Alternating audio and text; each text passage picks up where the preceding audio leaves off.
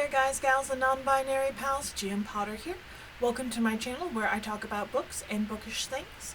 I upload on Tuesdays and Thursdays, and today I thought we would discuss a YA graphic novel, and that is Very Bad at Math by Hope Larson. Let's get into it.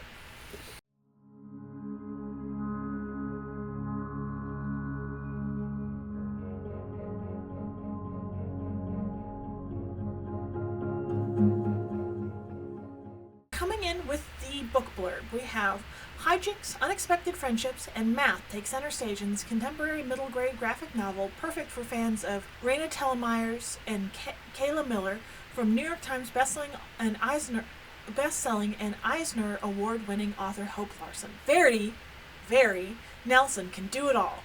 She's student body president, debate club whiz, and first chair clarinetist. You could say she's pretty much the best at everything. Well, almost everything. Everything except math. And it's not like she doesn't try. Math just doesn't seem to make sense in her brain. It better start soon or else she can kiss her presidency and her campaign promises goodbye. Soon Verity finds herself enrolled in remedial math class where, despite her best efforts, failure persists. All seems lost until a teacher helps her discover that Very has dyscalculia, a learning disability that causes her to mix up numbers. Armed with a new perspective, can Verity pass math, keep her presidency, and make good on her word to the student body she loves so much?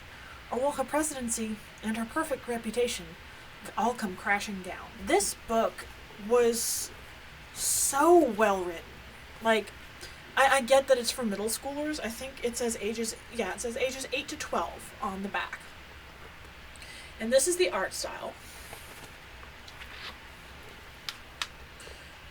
Like, it's an absolutely adorable book, art style wise. And then it comes in with like a big amount of heart and like empathy teaching, and it's just wonderful.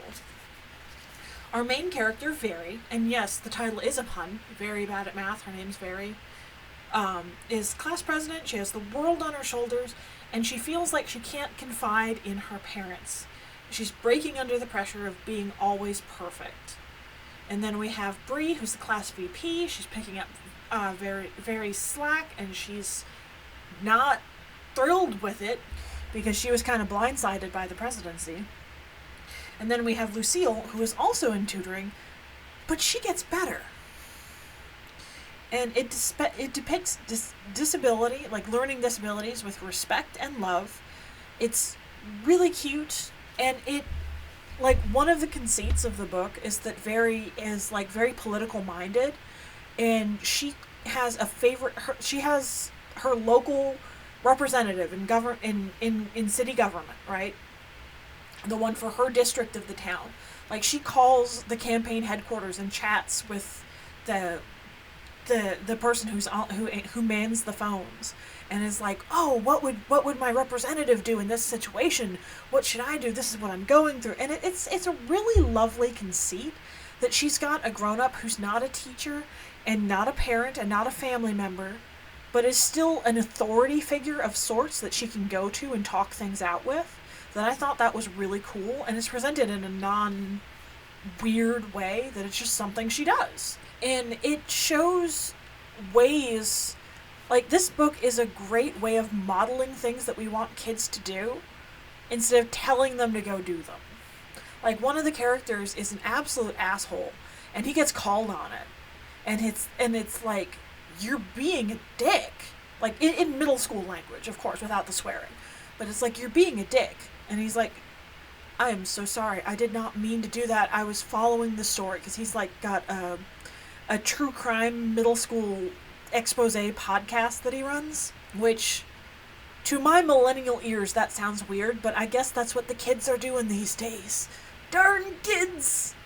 And it's really cool, and I feel like it captures, because the characters are around the age of my niece and nephew, my brother's kids, and it kind of captures the way they talk to each other and the way they talk to me and their dad and stuff, and it was really cool. I feel like the author has her thumb on the pulse, and I feel like it's showing kids instead of telling kids to get involved in the political process in ways that make sense to them and their situation.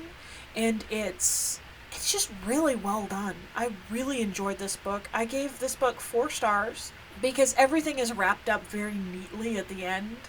I would have liked a little bit of a messier ending, but it isn't 100%. Everything is resolved the way that it should be resolved. It's resolved in a very realistic way. There's just a couple places where I was like, I would have resolved it this way had I been writing it. I would have liked to have seen it resolved this way over here. Like, there are just a couple admittedly nitpicky things with it, but I really enjoyed this book. I will be passing this one along to a friend of mine who has a kid that age that I think would really like it. Yeah, if you've got a middle schooler, especially one who struggles with learning disabilities or has a friend with a learning disability, or there's someone that you know in their class with a learning disability, this would be a really good book for that. Or if you're trying to get kids involved in the political process. Like, it's really, really well done. This book is so well done. And they talk about math. And I love math. Like, I do not have dyscalculia, I have dyslexia, which you might have noticed if you've been around the channel and listened to me try to read the book blurbs.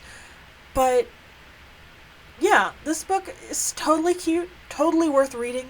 4 of 5 stars. If you're a middle schooler, you'd probably rank it 5 of 5 stars. So, have you read Very Bad at Math? Have you read anything else by Hope Larson? Are there any middle grade books that you've read that are just chef's kiss perfect? I'd love to know. I love reading middle grade and YA books. Don't forget to like, share, and subscribe, and I'll see you in the next one. Bye.